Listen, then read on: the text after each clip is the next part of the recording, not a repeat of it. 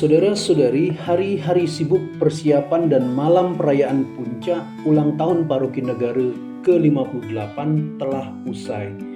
Panitia masih menarik nafas dan mengumpulkan tenaga untuk membuat evaluasi. Sebagai pastor paroki, saya menggunakan kesempatan ini untuk mengapresiasi dan berterima kasih kepada semua pihak yang sudah terlibat dan mengambil bagian dalam caranya masing-masing untuk perayaan ini. Saya tahu yang sempurna itu milik Tuhan, tapi kita terus harus belajar untuk menjadi sempurna, karena Tuhan sendiri bersabda, "Hendaklah kamu sempurna seperti Bapamu di surga adalah sempurna." Nah, pada kesempatan ini saya memberikan refleksi saya atas peristiwa perayaan itu.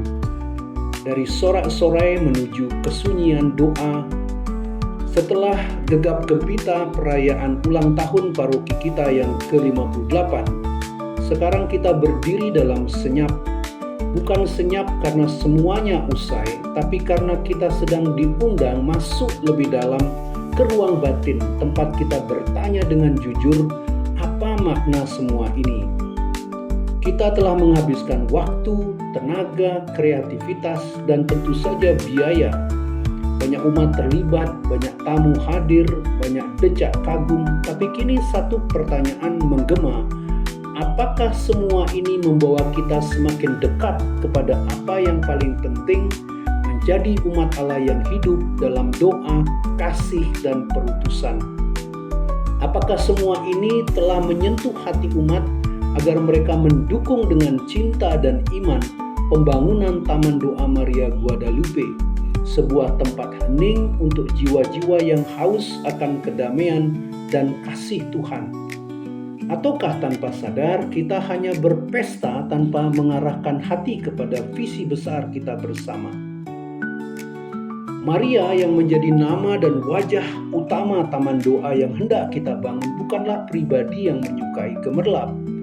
Ia memilih hadir di Bukit Tepeyak, di tengah-tengah orang kecil dan tersisih. Ia datang tanpa megah, tapi mengubah sejarah dengan kelembutan dan cinta. Nah, apakah semangat itu juga hidup dalam cara kita merayakan ulang tahun paroki? Jika ya, mari kita bersyukur. Jika belum, mari kita berbenah. Tuhan tidak menghakimi, tapi memanggil kita untuk terus dimurnikan.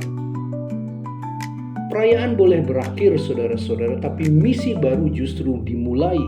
Misi untuk membangun taman doa bukan hanya dari batu, tapi dari iman umat yang hidup.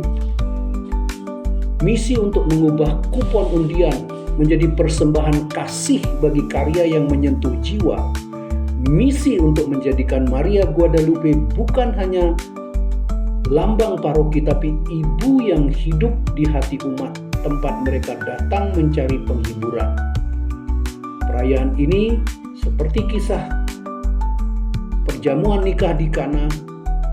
Kita telah mencurahkan air, Tuhan akan mengubahnya menjadi anggur terbaik jika kita terus percaya dan setia. Tapi air itu harus jernih. Motivasi kita, cara kita membelanjakan dana, cara kita melibatkan umat, semuanya harus mengalir dari kasih, bukan gengsi, dari iman, bukan ambisi. Jangan takut pada rasa ganjalan, dan itulah Roh Kudus yang sedang berbicara.